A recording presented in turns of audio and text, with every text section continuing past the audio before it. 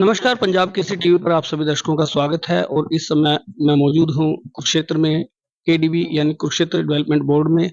और Kurukshetra development board के मानद सचिव उपेंद्र सिंघल जी से खास बातचीत करेंगे। सर, पहले तो स्वागत आपका। जय श्री कृष्ण। उपेंद्र जी, बात करें जो है गीता जयंती महोत्सव जो है अंतर्राष्ट्रीय स्तर पर जो अब चमक रहा है, कहीं ना कहीं नजर आ रहा है। क्या विशेष रीजन रहे हैं कि ये अब और ज्यादा प्रचलित होता जा रहा है?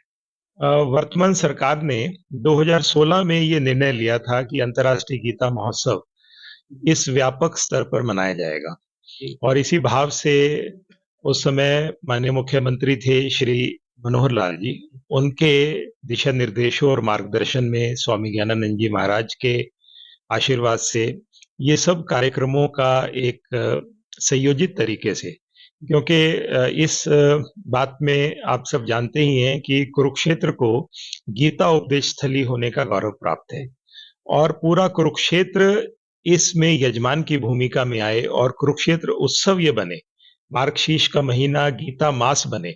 इस भाव से, इस प्रेरणा से अंतर्राष्ट्रीय गीता महोत्सव शुरू हुआ और तकरीबन 18 अलग-अलग तरह की इवेंट्स इसमें प्लान किए गए, जिसमें बच्चों के लिए, विद्यार्थियों के लिए, वयस्कों के लिए, बुजुर्गों के लिए, हर किसी के लिए कुछ ना कुछ अलग तरह के प्रोग्राम, जिनके माध्यम से वो गीता को समझ सकें, गीता को जी सकें, गीता से अच्छा जीवन जीने की प्रेरणा ले सकें।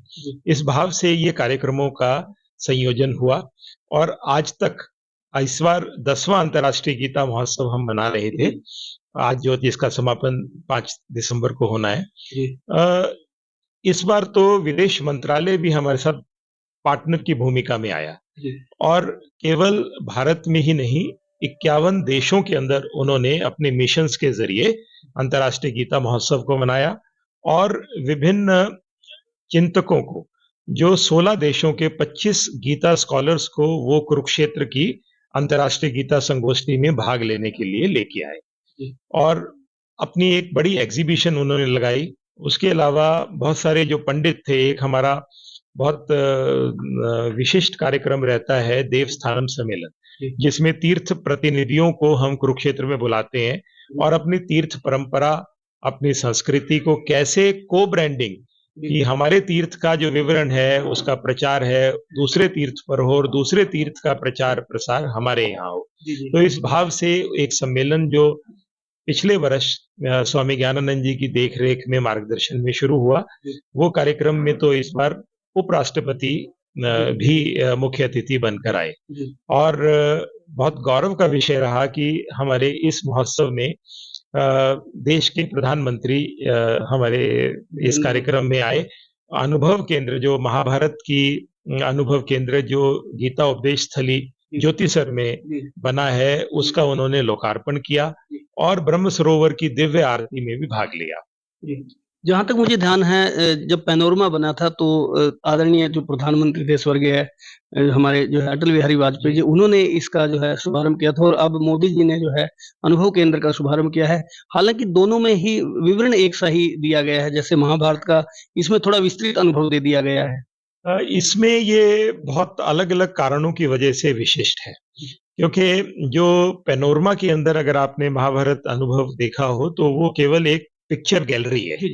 यहाँ पर विभिन्न विषयों पर कि महाभारत के मुख्य कारण क्या थे, जिसकी वजह से इतना बड़ा युद्ध हुआ, फिर उसके मुख्य प्रकरण क्या थे, कि जैसे कर्ण का पहिया जो धंसा या भीष्म की शरशैया या अभिमन्यु की शहादत, उन सब को, और फिर युद्ध के बाद स्वर्गारोहण या भगवान कृष्ण की लीलाओं का वर्णन, इन सभी विषयों को बहुत अलग-अलग टेक्नोलॉजीज के माध्यम से, केवल पिक्चर गैलरी नहीं है ये, इसमें विभिन्न टेक्नोलॉजीज, चाहे ऑग्मेंटेड रियलिटी हो, चाहे 3D मैपिंग हो, चाहे वो अलग-अलग विषय, अलग-अलग टेक्नोलॉजी के माध्यम से बहुत सुंदर तरीके से करीबन 250 करोड़ रुपए की लागत से भारत सरकार और हरियाणा सरकार का ये एक बहुत बड़ा प्रोजेक्ट, आप इसको अनुभव करने लायक, ये इसका नाम भी जैसे अनुभव केंद्र है, तो आप सचमुच बहुत सारे विषय जो कुरुक्षेत्र में आने वाले यात्री हैं वो जानना चाहते हैं कि वो युद्ध की भूमि कौन सी है जहां ये युद्ध हुआ, या महाभारत ही क्यों हुई, या महाभारत मेरठ से यहाँ चलकर आने की उनको जरूरत क्यों पड़ी। तो इन सब कारणों को बहुत विस्तृत तरीके से और बहुत अलग टेक्नोलॉजी से यहाँ पर दर्शाया हुआ है। मतलब वो अनुभव एक तरह से ऐसा अनुभव होगा जैसे जीवंत वो हम देख रहे हैं कहीं न कहीं। बिल्कुल, बात को समझाने की दृष्टि से भी और उसको जीने की दृष्टि से भी इसका इसका अनुभव बिल्कुल अनूठा है। तो अनुभव केंद्र तो आम दिनों में भी खुला रहेगा आम लोगों के लिए? क्या हाँ, उसके 25 तारीख को लोकार्पण हो गया, तो अब ये आमजनों के लिए सुबह 10 बजे से और शाम के 5 बजे तक अभी खुला है, प्रतिदिन खुला रहेगा। तो इसमें जो सामान्य देश के नागरिक हैं उनके लिए क्या जो है टिकट रेट क्या क्या है और अंतर्राष्ट्रीय जो है उनके लिए क्या रहेगा?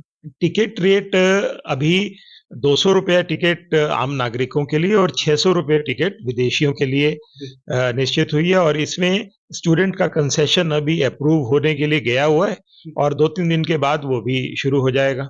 अच्छा, स्टूडेंट को भी अलग से कंसेशन दिया जाएगा जैसे पेनोरमा में चलता है? हाँ, बिल्कुल, स्टूडेंट्स के लिए, विद्यार्थियों के लिए तो स्पेशल व्यवस्था उसमें रहती ही है, इसमें भी ऐसी रहने वाली है।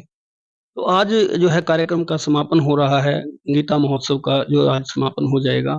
कितने लाख लोगों ने अनुभव किया होगा गीता का जो ये कार्यक्रम है, ये पूरे 15-20 दिनों का जो ये टाइम पीरियड रहा, और क्योंकि इसमें सभी वीवीआईपीज़ भी आए और सामान्य जन भी आए, तो किस तरह का अनुभव लोगों का रहा? आप लोगों ने भी, क्योंकि आप भी एक सामान्य जन की तरह ही बात करते हैं, बेशक पद बड़ा है आपके पास, लेकिन ये बहुत अच्छी बात है और ऐसा होना भी चाहिए। तो क्या अनुभव रहा इस दौरान आपका? देखिए, पहले ये कार्यक्रम 18 दिवसीय रहता था। इस बार माननीय मुख्यमंत्री जी ने इसको 21 दिवसीय कार्यक्रम की सैंक्शन दी और आज 21वां दिन ही है। तकरीबन 40-45 लाख लोग गत वर्षों में इन 18 दिनों में आते रहे हैं, और इस बार चूंकि ये 21 दिन का था, तो उसी रेशो में मुझे लगता है कि हमारी जो अपनी आंकलन है उसके हिसाब से 50 लाख प्लस लोग इसमें आए होंगे।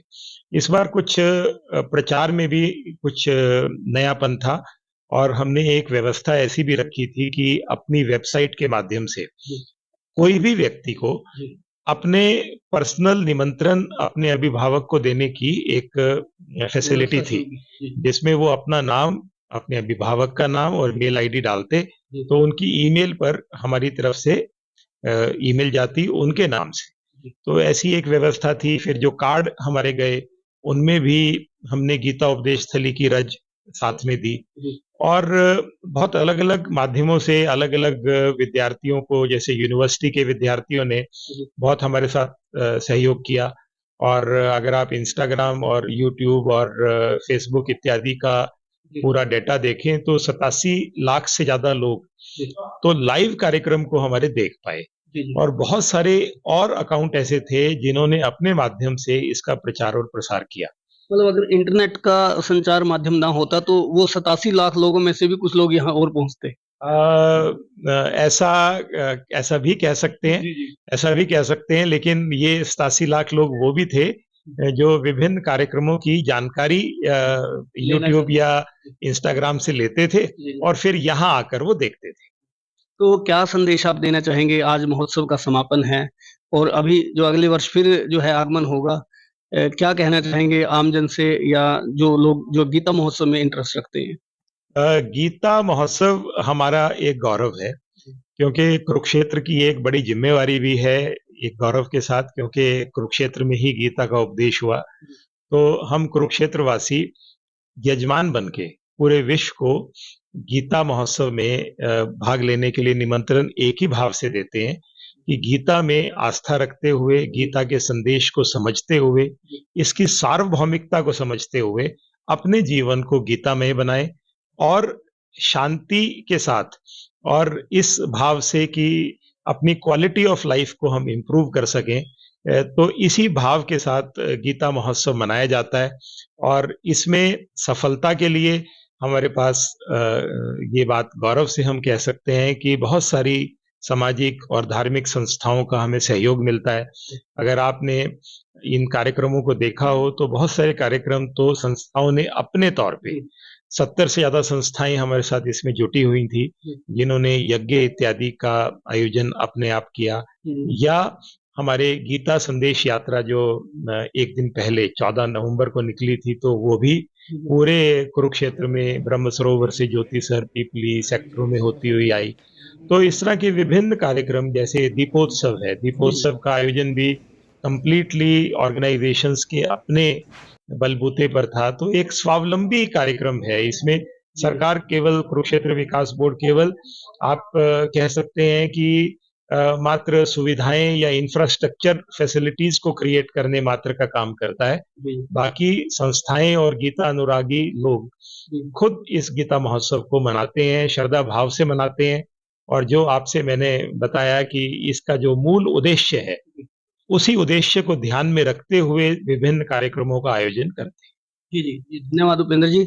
तो देखिए, कुरुक्षेत्र विकास बोर्ड के जो है मानद सचिव उपेंद्र सिंघल जी से बातचीत की, उन्होंने विस्तार पूर्वक पूरी जानकारी दी और आपको बता दें कि अंतर्राष्ट्रीय स्तर पर जो है गीता जो है अब जानी जाने लगी है और ये जो सारा जो श्रेय है वो सरकार को जाता है, हरियाणा सरकार को जाता है, भारत सरकार को जाता है और जो केडीबी है खास तौर पर इनके जो सार्थक प्रयास हैं उनको भी ये श्रेय जाता है। तो कुल मिलाकर ऐसी तस्वीरें आपको हम दिखाते रहेंगे। ऐसी तस्वीरें देखने के लिए देखते रहें पंजाब केसरी टीवी। पंजाब केसरी टीवी के लिए कुरुक्षेत्र से कपिल शर्मा की रिपोर्ट। हमसे जुड़े रहने के लिए हमारे YouTube चैनल को सब्सक्राइब करें और नई वीडियो की नोटिफिकेशन के लिए बेल आइकॉन को दबाएं। अगर आप ये वीडियो Facebook पर देख रहे हैं तो लाइक जरूर करें और ज्यादा से ज्यादा शेयर करें। धन्यवाद।